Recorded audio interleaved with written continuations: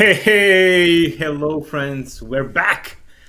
This is OnlyFillers podcast. This is for you guys that are still waiting for us. My name is LDJ, and with me always is Sabusa TV, aka the Colombian Vin Diesel. What's up, Rich? Been a long time. A lot of things going on both sides. So yeah, but we're still here. We're still alive. We're still pushing through. So all good, all good. Let's do a quick update, Dominic. What happened? What happened these few months? I don't know if you want to start. Careful on your side. Well, on my end, there's a lot of changes on my work schedule. So somehow I had a lot of free time. Now I don't, which is bad. But it is what it is. I knew it wasn't meant to last. So I play a lot of games while I saw the opportunity. So good. Then I got sick. Then things happened. Then I don't know, life going on. And then because also you were busy now on your end, you tell what's going on. That's why we gotta take a small break, I guess. Yeah. So basically, I traveled to Colombia. I was there for 3 weeks, traveling around, visiting my parents, then my wife's parents, and then back to Bogota and to live here to the US to come here. So it was a hectic travel. It was no rest at all for me. I was also working and I was also studying during that whole time. So um, when we arrived, I was late with my college stuff. I was late with a lot of things that I had to do. So a lot of catching up game. And then these past 2 weeks, 3 weeks is the close up of the semester. So I had to double down, a lot of late nights. So it was hard time. Definitely, it was a hard time for me. But so that that's it. That's it. That's what we have been doing. I'm glad to be back. I'm glad to you are rusty at the beginning. This is your we were doing it so good. So but hopefully we can now start producing this podcast weekly as we were doing. So today we don't have like a defined theme, if you will. We are gonna just like talk a little bit about everything. Hopefully, this doesn't turn into a 2 hour podcast, but rather just have a nice conversation, talk a lot about a lot of things that have been happening around pop culture and games and streaming services and what have you, everything. So, where do you want to start, man? There's been a lot going on all fronts, media and TV and cinema and news. I don't know. Games, announcements, failures, success. There's tears involved in many areas. I don't know. We can pretty much. Let's say I want. Let's go with the. I think. Oh well, no. Let's go with this one because it's the most relevant, taking into account the date. Because we just have the May the Four be with you celebration. So why not talk about the announcement a few, I don't know, weeks? I don't, it feels like weeks, but I think it Yeah, was recently that they're releasing somehow. I still don't know why. A new movie, a Star Wars movie with our favorite character and main protagonist, Ray, which is I don't know how to describe this character. yeah. Perfect. Yeah, so for those who do not know, the 4th of May is the Star Wars Celebration Day. So it's May the 4th will be with you. And before that, Kenneth, yeah, the head of Star Wars, um, she announced that they were gonna produce more main story Star Wars movie, specifically with Rey being the main character. So she's back as the main character, and she's gonna supposedly be creating this new Jedi Order and training new Jedi's, and they're gonna explore like that storyline with her. Oh my god, I don't know. You gotta be or that stupid on arrival, or you gotta be just super arrogant on doubling down on your own mistakes. You know, it's like when you have a toxic girlfriend and you break up and you go back and you break up and you go back and you're so arrogant to think that you can fix her or fix him, and you keep going back with that same person. You know, that type of toxic relationship. That's what Yeah, that's why Disney and Kathleen Kennedy, I think is her name.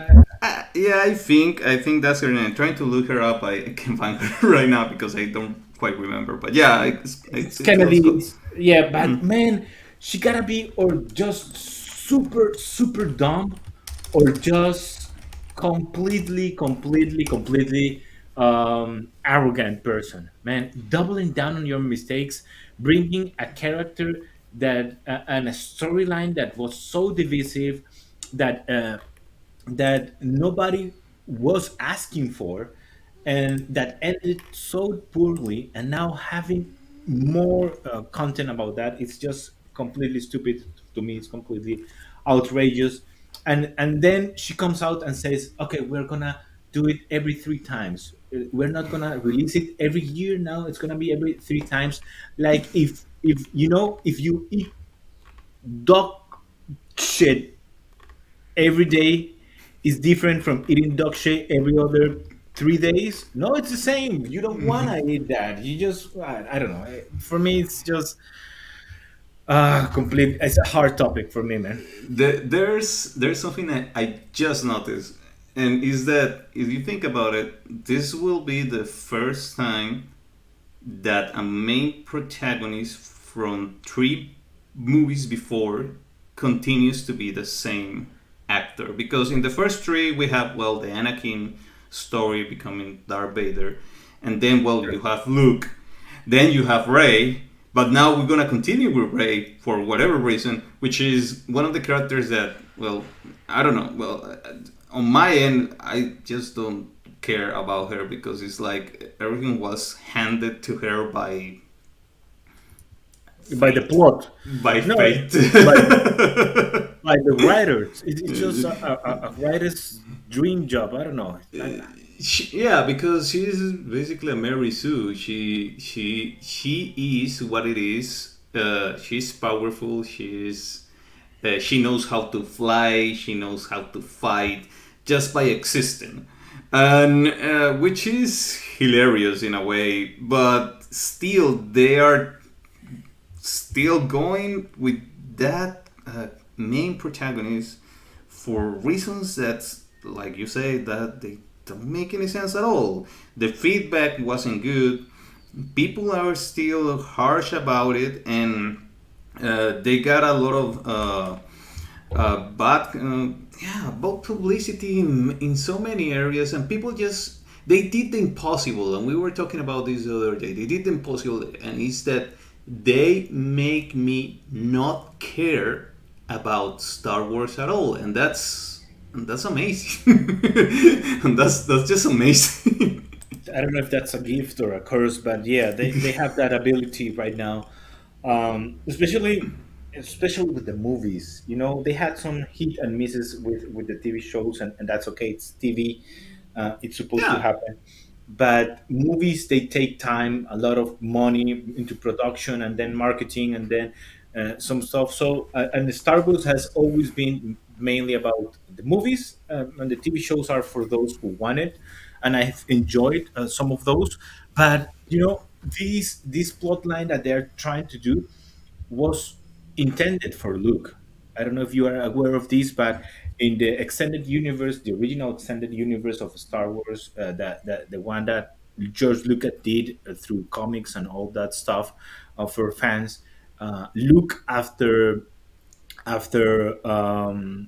the ninth movie, so you have New Hope, you have The Empire Strike Back, and then you have I forgot right now what I am forgetting the ninth. Return of the The Return of the Jedi. Jedi. Yeah, after you have the Return of the Jedi, Luke then goes into training new Jedi's and having a new, uh, better Jedi Order, and there is a lot of content already done in comics, in books, very good that Star Wars like super fans know that they could have pulled that material and done, the movies with Luke as a central character. But basically, what they are doing is just replacing.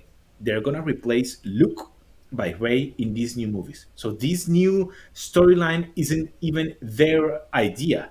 They are just ripping off what George Lucas and Lucas Films and Lucas Industry did for the comics and the books like years and years ago, and they're just swapping Luke for Ray, which is just it's just so dumb, man. And you have Star Wars is a rich universe, a rich story. You have many eras that you could pull from, that you already have some beautiful material. You could go to the Old Republic, you could go to the Sith, you could go to Mandalore the Great, you could go anywhere with Star Wars, but they decide to go with the character that everyone hates, with replacing a story that some people already know and love, and they're just gonna force it down your throat. So that's a stupid, man. That's just a stupid. Yeah, it's unbelievable, and I don't. I'm being meaning to ask him because to ask you that what happened. Have you seen the Mandalorian season 3? Yeah, I saw it. I saw it completely. I have some thoughts. It's some ups and downs. So I didn't, because as soon as I saw that the baby Yoda, that Grogu, whatever we want to call it, like my mom said, "Oh, look, is the meme little dude." look at him. Look at him.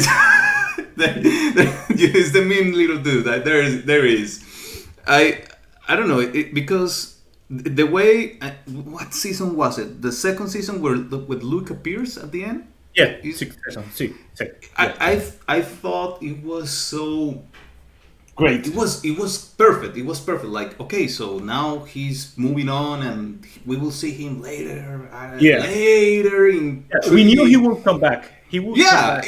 Yeah. it was something that it was for sure. He's gonna come back no matter. But I saw that the third season started with him. I was like, then what was the point of it? What was the point of the whole two seasons that he was trying to find himself and changing and trying to he had a purpose to take the child to someone that knew what to do with him because he was special. And then the third season, I saw that started with him, and that in order to totally understand, I had to watch a different product to have the complete story that was the Boba Fett show. I don't know the name. The Book of Boba I, Fett. yeah, the Book of Boba Fett. And then why they? I hate when they do this. When they try to pull you to something else to take the complete story of something. And games have done this, like, oh no, in order for you to understand this, you have to read this. But these are, I don't know, 5 7 hour shows and complete seasons. And what it's really important is just like maybe 30 or 40 minutes of it, and I'm like, nah, it feels like work, and I don't like that. And I didn't like that he came back right away and was like, why? Then I don't So, know. so I have a theory, and this is not only me. This is a theory going on in the internet, and is that there was some corporate executive like oversight on Mandalorian, so on Dave Filoni and oh my god, I'm forgetting everyone's names today. Iron Man's Foggy, Happy. Okay. whatever. So what I'm saying is, there was some oversight on their part, as that they I think they demanded John Favreau. John Favreau. I'm sorry. So they demanded John Favreau for Grogu to come back, because Grogu is a great appeal for Disney to sell toys and sell stuff, and Yeah. for their platform. And I think the executive panic, and they forced him to accelerate his return. I think he had already envisioned him to returning. I think that was part of the story, but as you said, that was going to happen after he had some training with Luke, and then he decided, okay, no, I want to be Mandalore, because for me, the story of the Mandalorian that John Favreau originally has is that the Mandalore, the title of the Mandalore, is referring to Grogu. Grogu is the Mandalore, the Mandalorian. He's becoming that Mandalorian through Din Djarin. Din Djarin is his father. He has adopted him now. In the third season, he officially adopted him, and Grogu is now officially at the end of the Mandalore in season three. Grogu is now officially a Mandalorian, and I think all the story of Mandalore is around Grogu and Din Djarin, of course. But I think there was some executive push to accelerate that because of the importance of Grogu as a character for economic decisions of selling stories and selling subscriptions.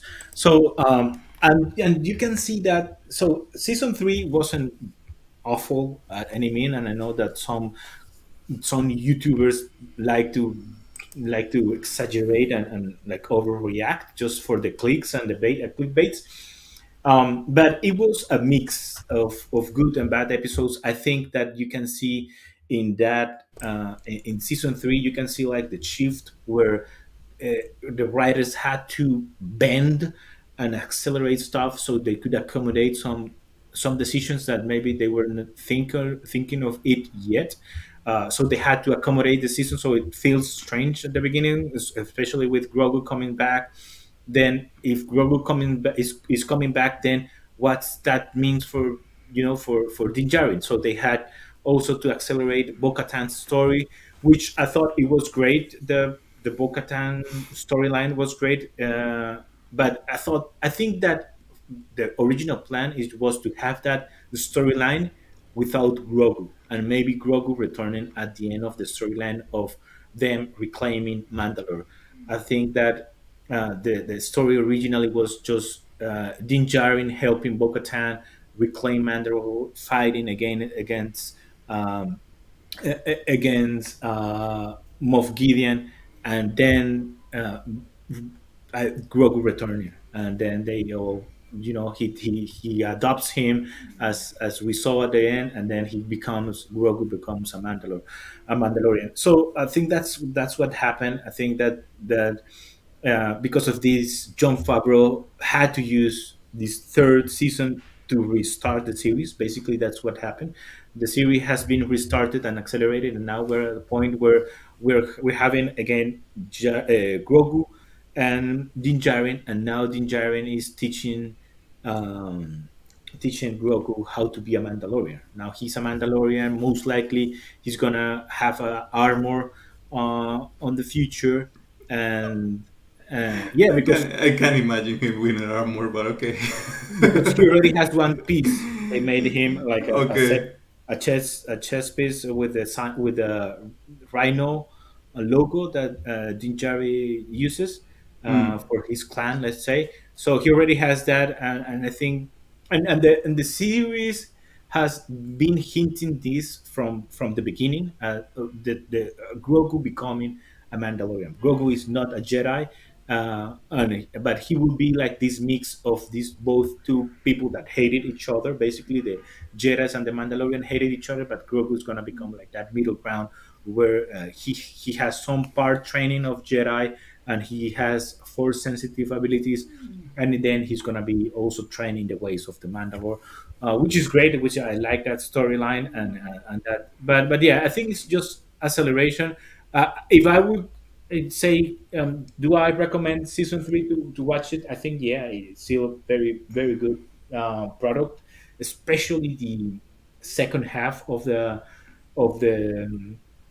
of the season where it just picks up and it's just action thrust action. Like I don't know, maybe 3 4 episodes at the beginning, so it's 8 episodes. I think it's 8 episodes, and I think second half is just amazing action and amazing CGI for a TV series.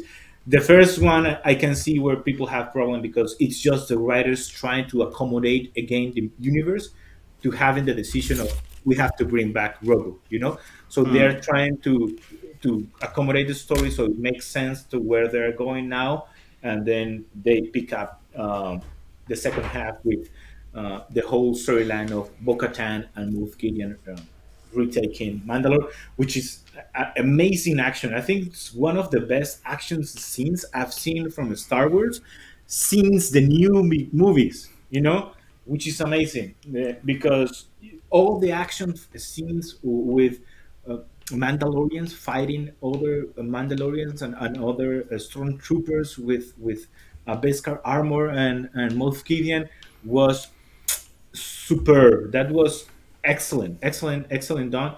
I hope, I wish we had that for the whole season, but I feel and we feel that there was like a hand reaching out to John Favreau and Dave Filoni saying, "Hey, we need now Grogu because our sales are all-time low for Disney Plus. Our sales are going down, so we need to bring him back. We cannot have one entire season or half of a season without him. We need him from the beginning." And so John had to accelerate that. That's my thought, and that's my take on it. Yeah, it's no mystery that Grogu sells stuff. I mean, I even want one. I have two. I have this one, and I have You Teddy have to. You have to.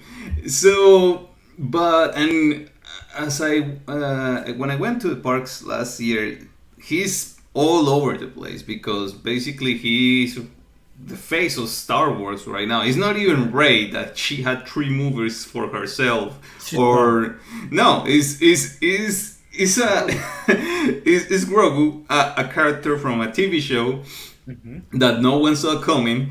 And at the beginning, yeah, well, it's Star Wars, so it brings noise, but I don't know where this little green dude becomes the face of Star Wars, which is really ironic, taking in consideration that this is a movie product that should have been a movie product, which wasn't at all.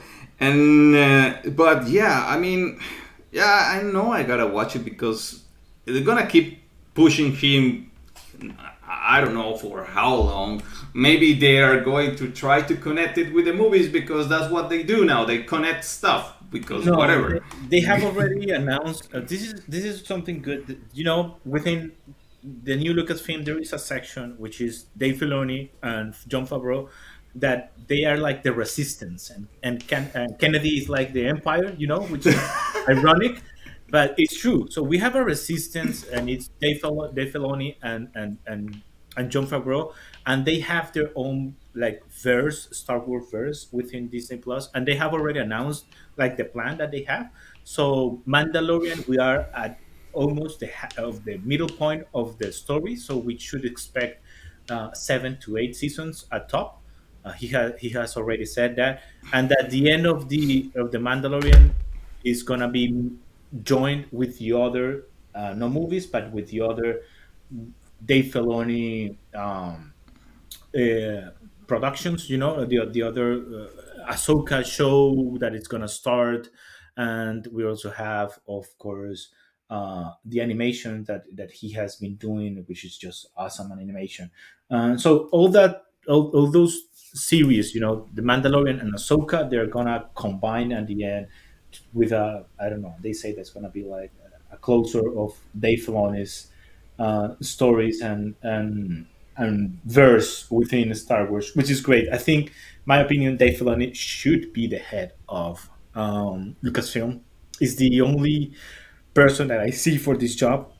He loves Star Wars. He respects George Lucas' original vision and idea. He has consulted George Lucas for all his projects up to this day. George Lucas has been into the Mandalorian set, into the Ahsoka set. He has been he is friends with George Lucas, which makes sense because this is George Lucas' vision, and he respects him and he brings him all the time, and he mentions him and his work all the time, and how he's trying through his work elevate and make homage to that original vision of George. So I think a perfect world we will have um, Dave Filoni as the head of Star Wars, and we would have him producing movies and producing this TV show. Uh, all the best materials from Star Wars after George Lucas. I think he has done it with the Clone Wars, which was a great series that I watched completely. He did also Rebels, which I also enjoyed and watched completely. He is the producer for this with John Favreau with The Mandalorian. He's gonna be directing all the Ahsoka show. He did the series, the animated shorts of the Jedi Tales, that is also on Star Disney Plus, which they are great. They tell stories between the movies, the original movies, explaining things that were not in the movies. So I don't know if you saw it, but he has shorts, animated shorts that, for example, they explain how Count Dooku went from a Jedi to a Sith. Very short, very good animation, beautiful animation, well done, and very good storylines. I highly recommend those. He has also um, he has also produced the Bad Batch, which is also a great Star Wars animation project. If you like animation, I highly recommend this the Bad Batch also. So he's a great creative mind and Star Wars geek. But yeah, I hope. And so I would always recommend anything that he does, Dave Filoni. If you like Star Wars and the original Star Wars and the prequels, he's also a fan of the prequels. All his works is almost devoted to filling the gaps of the prequels movie, if you will, which I think is great. There's a lot of storylines and a lot of history that needs to be told from that era. So, yeah, Star Wars, man, it's my thing. It's my jam. I love Dave Filoni, but I hate the empire of Mrs. Kennedy. Look what they did to my boy. Yeah, man. Yeah, no, it's incredible. I mean, we are a generation that we don't go that far back to when Star Wars was released, originally released, but we are kind of close. But as we grew up, we saw these characters. I guess we are more of a the prequel generation, and when the prequels. I mean, I remember when I saw them on theater, especially Yeah. episode one, because I kid you not, I saw it like 5 times on the movies, and because it was I don't know, it was Star Wars. It was No, this huge I event. It know. was in my lifetime. I was a kid and I saw these new lightsaber battles, especially with Dark Maul. You got this guy flying around with a double lightsaber because why not? And it was good. The score, the music, the composition, the shots, the new enhanced technology, because obviously the original Star Wars is what, on the 70s, 80s, 80s, 80s, 80s. beginning of the 80s, yeah, something like Yeah, that. yeah, something like that. Yeah. And then you got all these new technologies on 2000 now. Okay, now you got more graphics, more budget, more, and it's Star Wars. We're gonna pull all our resources into this, and it was amazing. For whatever people laugh now, I love how people hated the prequels, and now like, oh, those are masterpieces compared to the new trilogy. If you wanna go something good, go watch Anakin bitch about the sand. That part is amazing, and I don't know, is I what I want them to. I want Star Wars to be the Star Wars again. Make Star Wars great. I don't know, whatever Yeah. slogan you you want to use.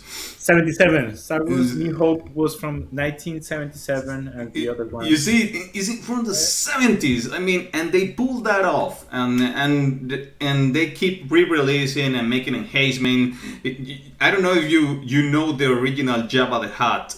How Yes, it of was course. a fat dude. It was just a fat dude with a beard, and then they change him, and they keep making changes with every anniversary release. They keep on the DVDs, Blu-rays, VHAs, whatever they keep throwing at you in order to sell you Star Wars. But I don't know. I want them. I want Star Wars to be Star Wars again.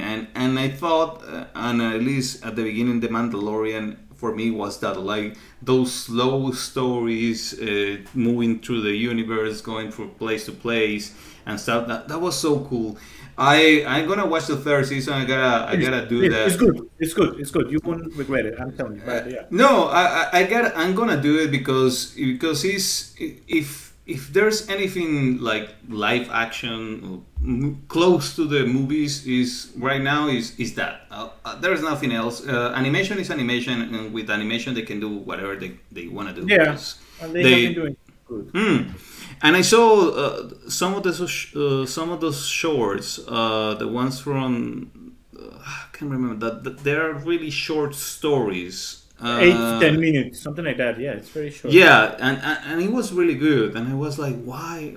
You see, you know what you have to do. You just gotta do it. But no, you're choosing the your own path, and it's a weird path. And but It's yeah. this girl. This woman. She doesn't like. I think she doesn't want to give Dave Filoni the control, the creative control. She wants to has it. She wants to do her own thing. There is clearly a division within George Lucasfilm because there is one these projects that are great, and there is these projects that are not so great. And this side is made by one person and produced by one person, and this side is produced by another person. So it's mind blowing why Bob Iger hasn't fired Kennedy, and just move on with it. I think they're gonna get rid of her. I can't remember where I read this or heard this. Okay. Her contract or something is coming to an end. But in the meantime, let's take everything with me because I know better and you don't know. And yeah, this and in this person, I don't know. She has a lot of Kathleen credits on. Kennedy. Yeah, she has a lot of credits under her name, but they are not totally her own. Which No, this is how she got this the position, but she was working with great people. It wasn't all on her own, and I don't know. This is one of those persons that you work with, and you don't know how she make it so far ahead in the pyramid working ladder because somehow she's there. I She's the think boss. I think it's just time. She has been in the industry for a long time, and Yeah. then she's just like this glorified glorified assistant, and she has been the assistant of all these great and great minds, and she has been for so long time that at the end she finally made it, and was at the top just because no one else was with her, Because she because was there. was there, and she was like, okay, you worked with George Lucas, you With helped Steven Spielberg, with with all these Steven. guys.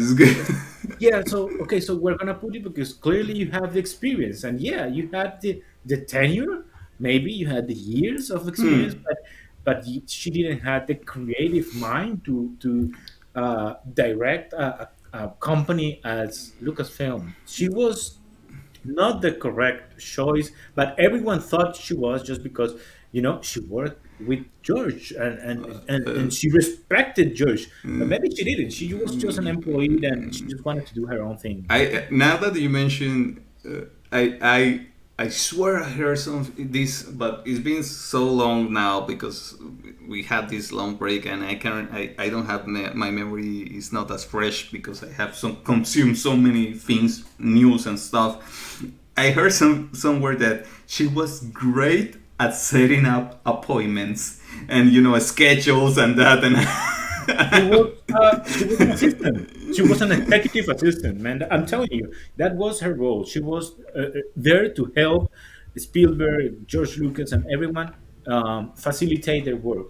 And they thought that she learned because she's working with them all the time. And Yeah, and that's what you hope with people that stays close to great people for so long that you get something like you must know stuff because you were there yeah, because you saw the deals happening, you heard the guy all the time. No, this doesn't work like that all the time.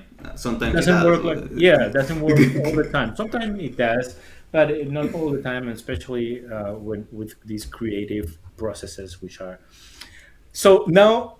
Talking about creative processes, we have a topic, man, that we covered um, a few weeks, a lot of months ago. It was our episode 6, and it was Xbox. What's going on with Xbox, man? And now, fast forward today, where this is May, we're recording this, and Xbox is in the dumb fire. It's just completely on fire. Um, there's no good news from Xbox like in almost a year and a half, and there's a lot of stuff happening. So I don't know. You remember all the massive layouts, and then you remember the layouts also on Xbox and Halo Infinite being a complete I don't know, a complete disaster, unplayable game, a lot of problems, fans not happy.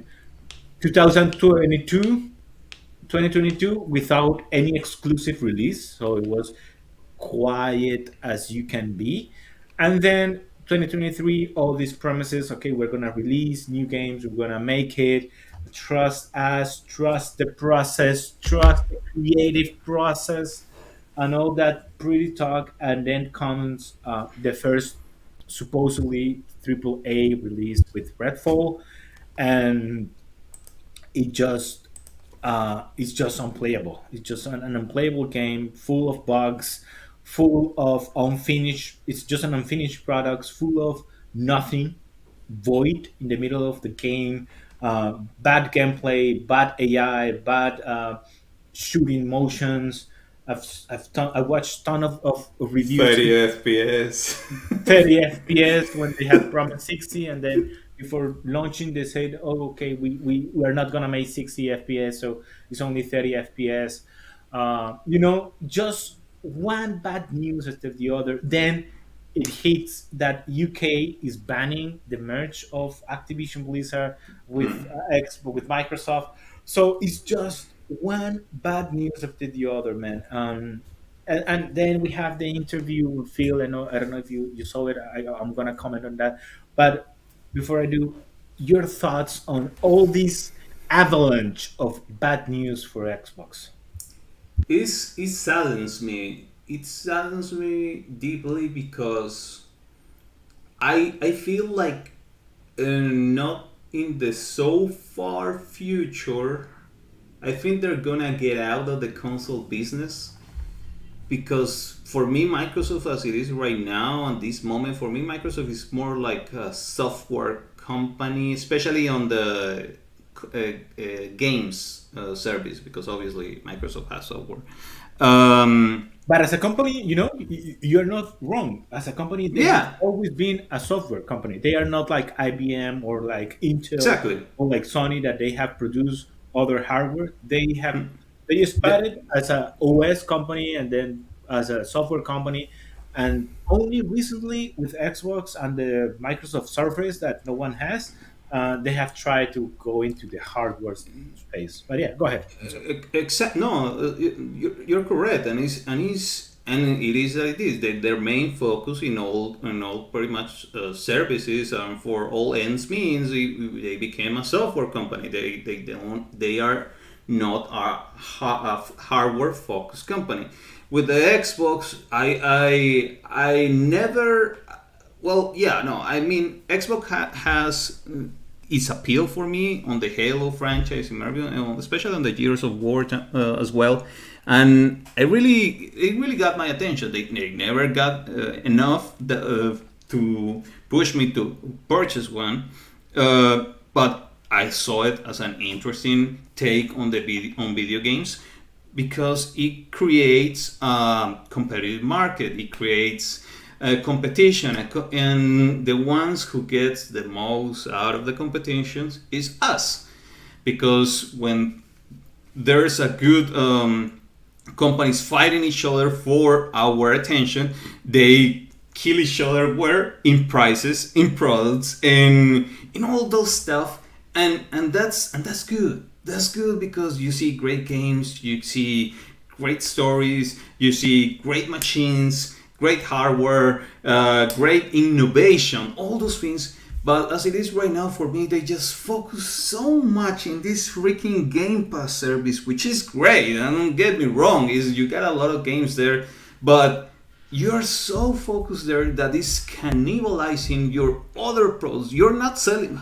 They're oh, we're not selling games. I wonder why. Why? Because all your games are in your freaking Netflix games, in your Netflix service. That you're so blindsided, and you have a great console, you have a good console, but I'm not gonna buy it.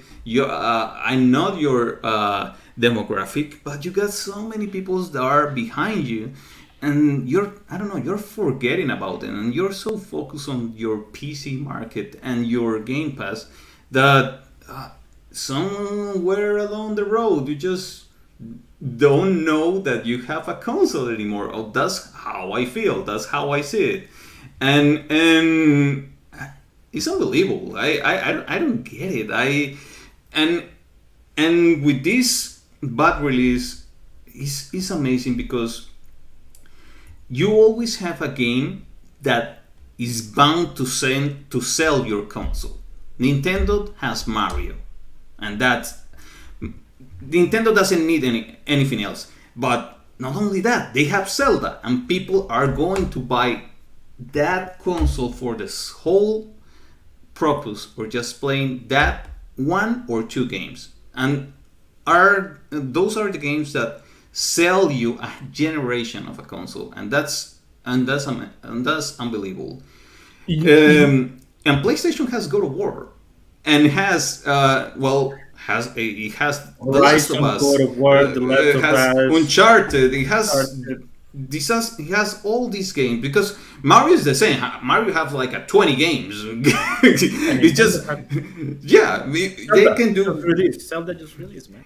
It's just released, and they also have Pokemon, and people love those games, and they're Pokemon gonna is huge, yeah. man. Pokemon is I don't know. I think Pokemon sells more than freaking Call of Duty, and that's crazy.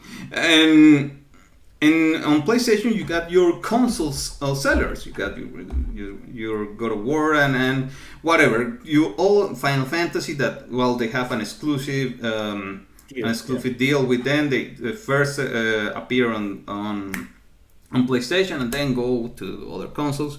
But what does Microsoft have at this point? Nothing, and that's so sad.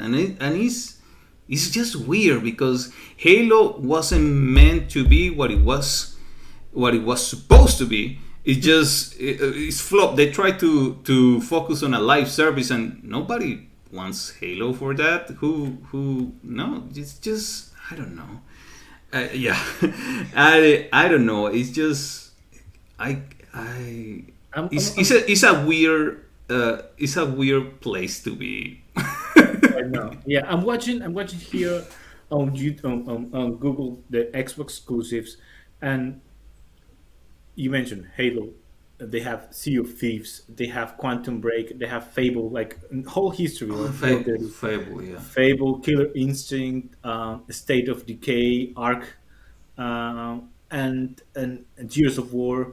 But this is history, right? This is nothing new, right? They haven't released a good game like in years, and these are old games right now. But so let me tell you, in this interview that Fields did with kind of funny cast xcast podcast, he said that they were not in the business or in the race of outselling consoles with Nintendo and with Sony. He said that, and I'm quoting, he said that that was not their end goal. They are not here to outsell them in consoles.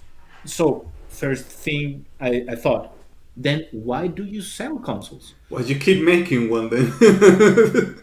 To lose, to have no one buy them, uh, to have them play the same games that they can play on a PC, old games in a new console. Why do you want to play old games in a new console? It doesn't make sense. You play new games in a new console. Old games you can play in your old console. You can play old games in your Xbox One or your Xbox 360 or whatever. If you are an Xbox fan.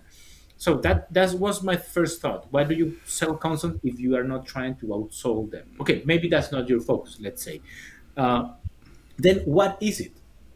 Because he also said that that selling, in that same phrase, he said that selling or having great games was not gonna help them out console the other, also outperform the others, and that no one was gonna sell their PlayStations to buy an Xbox because of a good game, and that might be that that might be true, that might be true, but it's not the point. Maybe we won't sell our PlayStations to buy an Xbox, but maybe someone that doesn't have either will decide, hey, I will buy a PlayStation because or an Xbox because it's cheaper than buying a PC for gaming. Then so I will buy an Xbox and I will play on Xbox. Maybe there are people that are undecided. Number one. Number two, there are people that maybe could buy both, and they just don't because you don't have any good games that attract them. He's only thinking on, okay, I'm not gonna make someone sell their PlayStation to buy an Xbox. Like he's already admitting defeat in creating a platform for gaming, um, or at least in the hardware space. He say, I'm not gonna do it, so I don't care. But you're missing the point. It's not just gaining from directly from your competition. There is undecided. There is people that do not have Mm. money to buy a PC. Yeah, PCs are way too expensive right two now. Like, thousand dollars, 2,000. $2,500 for a PC gaming. And are you if you don't have if you have a laptop where you work, you're not gonna run these new games there. You have to buy. So you have to buy either a PlayStation or you have to buy an Xbox. And if there is no good exclusive on Xbox, then you're gonna buy a PlayStation. yeah, You're not. how are you gonna justify your He's purchase? thinking. I Yeah, don't know. he's thinking that everybody has a PC for gaming, and that they will then be able to game or play on their Game Pass on their PC. But that's not the reality. No, no, the majority of his market doesn't have a PC gaming. We have laptops. We have other type of for working. And they are so expensive that it's easier for me purchase a $500 PlayStation And you're than done with yeah it. than buying an Xbox.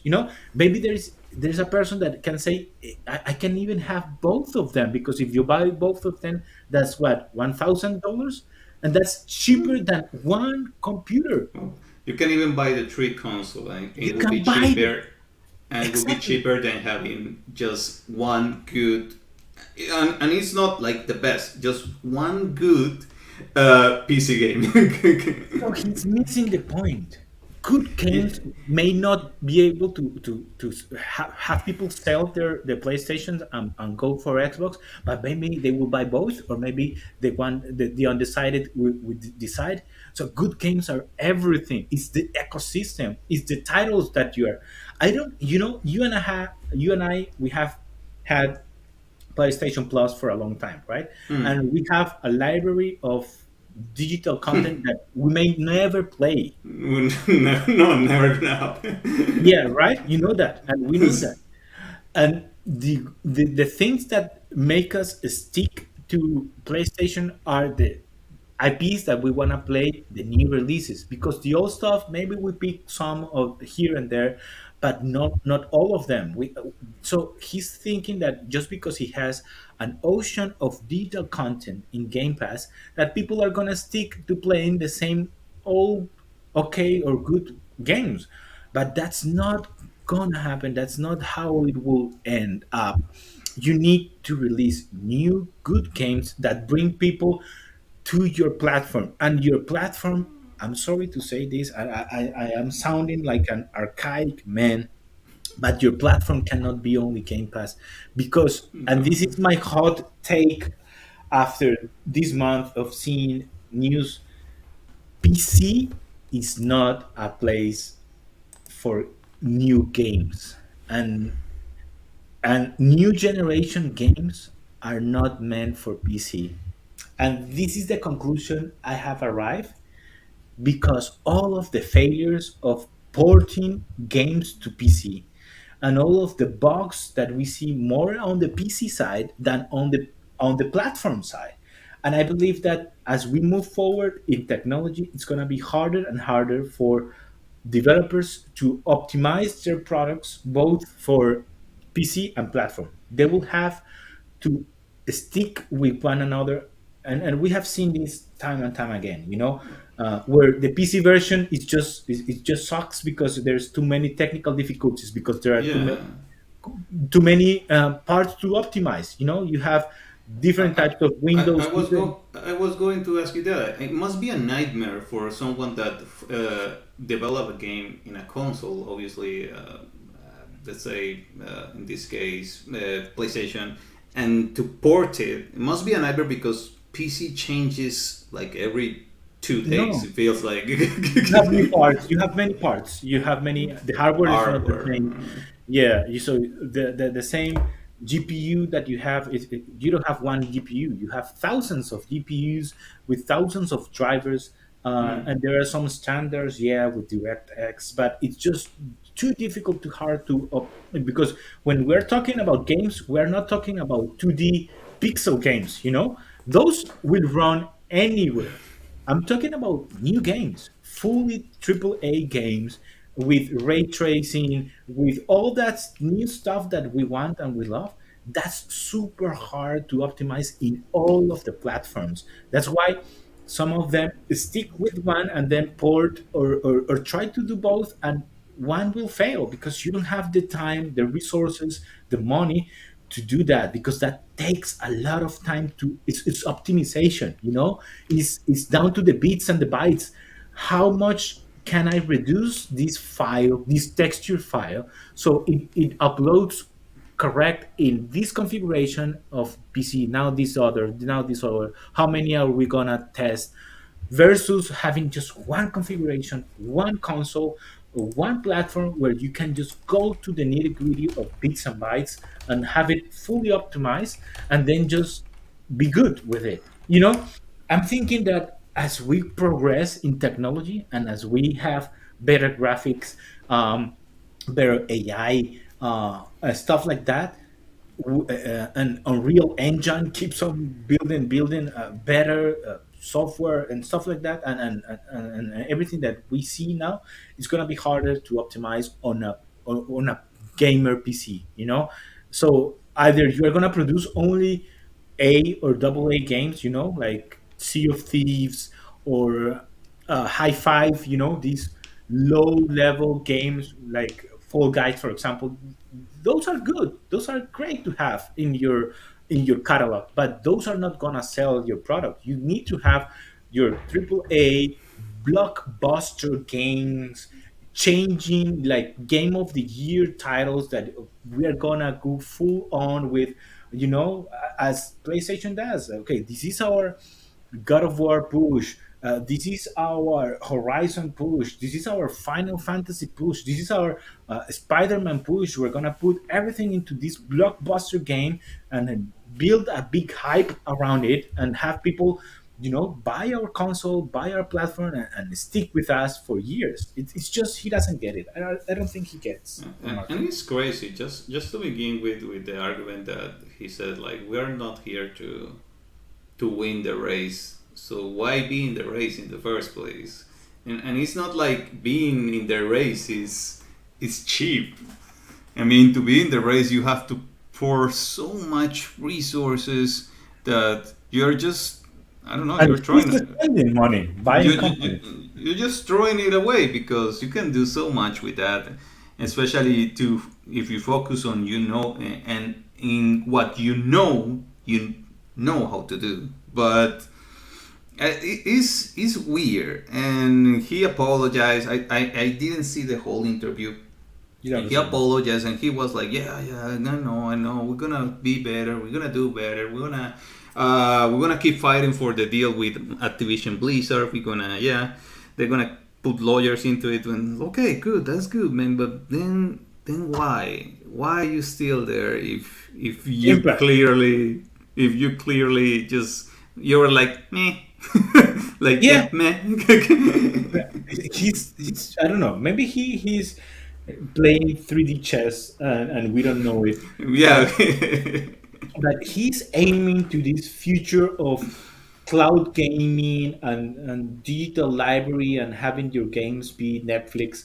And he's aiming to that future where people won't buy consoles, and then he will have an advantage of having the best service with the best library.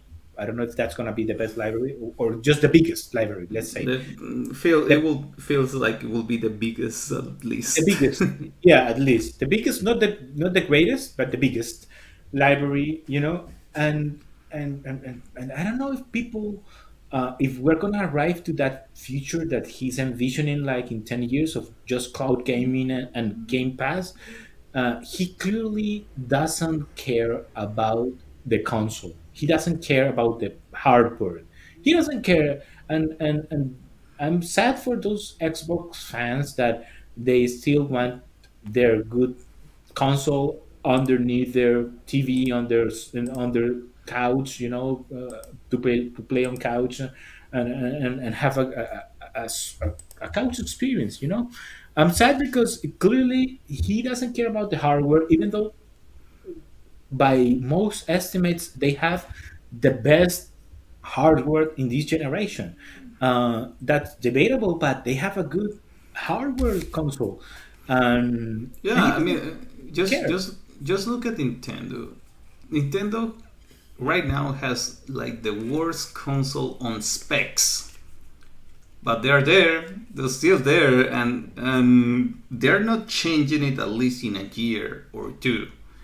And you get this cut of the edge machine that can clearly do whatever you want, and things that even Nintendo with all their market share and all their sales, they can play the games that you can play, but you still don't do it anything like it. It's like having a Ferrari, and but you just have it in your garage, just taking dust Yeah, because it's just it doesn't make sense as a company to have something that is just burning your cash.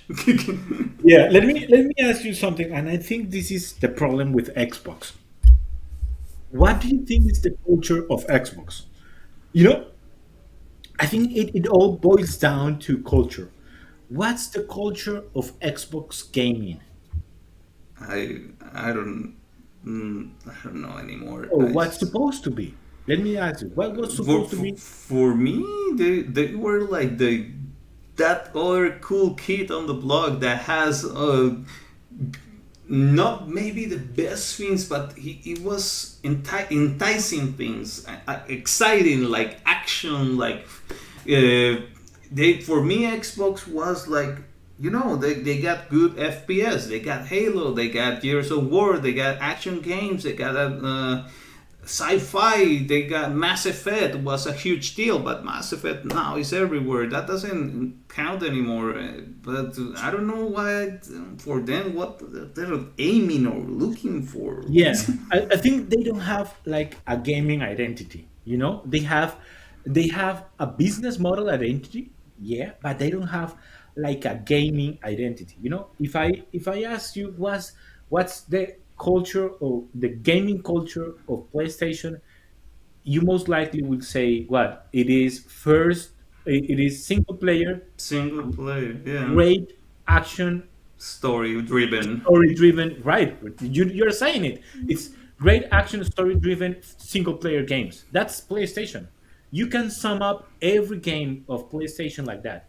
It's great action, single player, story driven games. That's it. That's Horizon, that's Spider-Man, that's God of War, that's Uncharted, that's great. Mm. And then here and there they have other projects. Yeah, of course, you have your Sackboys and you have your Crash Bandicoots and you had in the past you have your Tekkens and the other stuff to like fill up the gaps of your catalog. But the culture as a company was we hit hard with single player action story driven games. When you go to Nintendo, they have clearly a gaming identity. They have clearly a gaming culture. We are family oriented, uh, like light-hearted story game, Fun. fun. Yeah, Fun. Yeah. yeah, yeah. It's light-hearted, fun games. That's Nintendo, and you go for that. We all go for that. When someone has a Switch in a house, everyone wants to play. When Felipe Mm-hmm. brought Mm-hmm. the Switch, we were all happy and Mm-hmm. having a great time. That's Nintendo. That's That's Nintendo. Yeah, and I remember when I grew up as a Nintendo player because I have my Nintendo 64, but PlayStation was always there like, hey, you want the stories they don't tell, we got them. You yeah, got you want that edgy protagonist that I don't know goes around great. slashing people. We got him. Come here. But then yeah, I know what you mean because yeah, Nintendo's family is friends in the same place. Of course. PlayStation is like, okay, let's go shoot stuff and tell you about this guy from another dimension that I don't know slashes demons, but at the same time is cool. And then for me, Xbox was we got this guy that has a gun and he's cool too. Okay, cool. Let's see that Oh, guy too. different. Yeah, exactly. People love Halo. People love Gears of War. I don't know. Gears of War, the last game, I think Gears of War 4, it was from 2016. Why haven't they released a new Gears of War? I don't know. I don't. Yeah, they have that IP. I don't know what happened. I don't know. I'm not I an Xbox guy, but Gears of War was a great selling game, and I understand. He also said like, "Oh, we are trying to be creative, and I'm not gonna mess with the creative process of all the companies that we have bought." so then And what you gonna do? that's good. But I thought this, and let me close with this thought, and then you can close. You know, gaming is not the only creative industry. We have also movies, and this same paradox happen or paradigm happens in movies.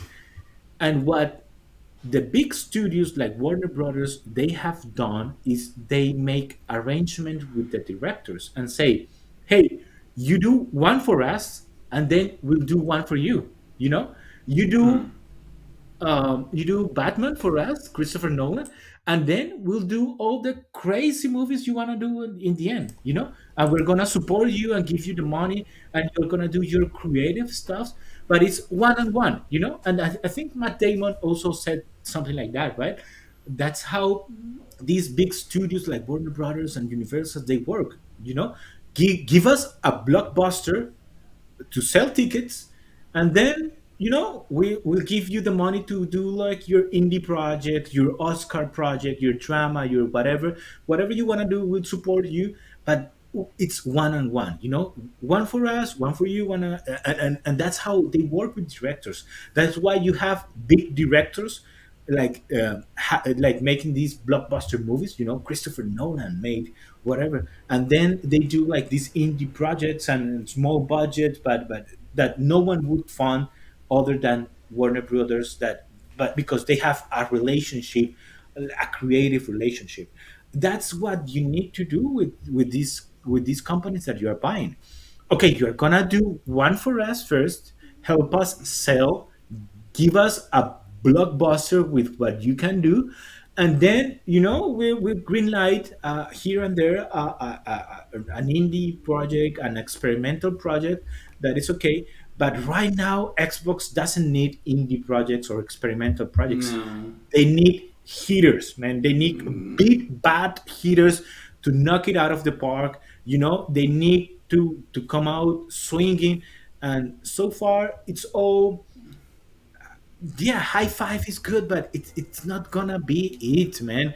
You need your God of Wars, you need your Horizon, you need your those types of events that marks a generation. How are we gonna remember PlayStation 5? It's gonna be God of War. It's gonna be most likely Final Fantasy. It's gonna be when they come with Spider-Man 2. That's These why. these generational events that mark, like, 2022 was a great year for PlayStation, because we remember the games. We remember God of War, we remember Horizon, we remember Returnal, we remember Spider-Man Miles Morales, we remember all of that. We're gonna remember 2023 also. But how are Xbox fans gonna remember? You need big hitters, blockbuster games, and then do other stuff. Yeah, I'm sure. I don't want also to clip the creative mind of these guys, but you need to Yeah. balance. Yeah, Yeah, that's my opinion. you need a, yeah, and that's how it works, and I think it's only fair. Like, okay, yeah, you want, if I want my freedom, I have to earn it. And that's how it works in real life. Like, okay, you don't want your supervisor to be breathing on your neck, behave, or do what you're supposed to do, and then you can come out with your own takes on whatever your job is. Yeah. And as it is right now, the only, because Halo is gonna need years to know what to do with it. It's gonna need some recovery session, I think. I think the only thing I see that I know of that they could do something with it, and because they owned it, they bought Bethesda and it's theirs, and they can do maybe an exclusive deal, and then put it in other consoles. They should focus maybe on something with Doom or something like that, because it's like one of the big characters that they own, that they can do something, or well, Dune? maybe Doing the movie? Doing the books? Doom, Doom. the Doom Okay. guy. Doom. Yeah, And they no have brainer. they own it, and it's been doing well, and you can do something with it. And hey, it's even green like the like like Halo guy, so it's close, and it's your color. So hey, go with it. I don't know. Or go back with Deep from the Grave, freaking Gears of War. You have it. It's yours. I those are like the only two games to come to mind that they can like actually push them or do something. Should focus on it right now so people get a little bit of hope. Yeah. Otherwise, it's such a strange behavior they're having, because companies don't behave like that, or at least they must, are maybe they're planning something behind the curtains, like you said. We don't know. They know something we don't, and that's what they're working on. But still, is such a big bet they're taking for, with no. I don't see a positive outcome for them in the near future as it is right now, especially with what happened with this game right now. So And all the it's pressure is strange. on a Starfield, man. All the Oh pressure yeah, is that's the on one coming. is on a again, and I'm so sad for the people working on Starfield, because It's not their fault, but now all the pressure is on a new IP, on a new idea. Again, an experimental idea, an RPG shooting in the space. Yeah, it sounds fun. It was one um, of my most anticipated games of 2023. But now is the most anticipated game for Xbox. It's it. There is no other. It's the Starfield. It's such a shame. The Bethesda has to be great because everyone is watching. It's not their fault, but now everyone is watching. Everyone is going to be focusing serious down on them. Like, okay, what are you doing? What was this project? Because it's the only one. It's the only one. Was the I just remember another game. They can do something with Fable. Fable is huge. People It was love Fable. I played the first one yeah on PC. on PC, and it was good. I like it. It wasn't groundbreaking by today's standards, but it was a good game at the time. That's another game. I just they have the tools to do the stuff. They have the hardware. They have the mind power to just I don't know. You use your resources. Why not? It's so. Keep saying this, but it's so I don't get it. I just don't get And it. yeah, and we don't want Xbox, as you said, we don't want Xbox to quit because it's just competition is good for the industry. It's good for us as consumer to have others doing other stuff and competing. It lowers prices. It push everyone to build better products. So it's a sad state for the industry. So we're gonna close it there, my man. Um, Thank you, everyone, for joining us back again. Where can they find us, Steve? They can find us at OnlyFillers and Instagram, Twitter, TikTok, and all these social media platforms. We are gonna try to pull up back on content to push it back because yeah, we're being on a little silent, but happens. I wish we didn't, but it's not like we have a team behind us collaborating on the social media department. Basically, we are our own departments, but don't worry, we're coming back bit by bit. But you can find us there. Also, don't forget to subscribe. If you're watching us on YouTube, we're also on Spotify. You can find us on other podcast services as well. That I get to go back to that. And but yeah, we'll be back. Don't you worry, my child. And thank you for coming. And thank you for being here. Okay, peace. Take care.